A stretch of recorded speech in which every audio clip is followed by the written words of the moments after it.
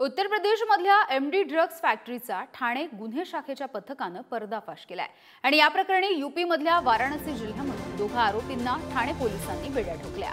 आरोपींच्या ताब्यामधून MD powder, drugs बनवण्यासाठी लागणारे केमिकल आणि इतर साहित्य असे एकूण 27 कोटी 87 लाख रुपयांचा मुद्देमाल पोलिसांनी जप्त केलेला आहे आणि या सगळ्याची माहिती अतिरिक्त पोलीस आयुक्त पंजाबराव उगले यांनी दिली आहे। ठाणे पोलिसांनी फेब्रुवारीमध्ये चौघांना अटक केली होती आणि त्यांच्याकडून 14 लाख रुपये किमतीचं ड्रग्ज सुद्धा जप्त केलं होतं। त्यानंतर या सगळ्या प्रकरणाचे धागेदोरे शोधत असताना या सगळ्याचं कनेक्शन उत्तर प्रदेशपर्यंत गेल्याचं समोर आलंय।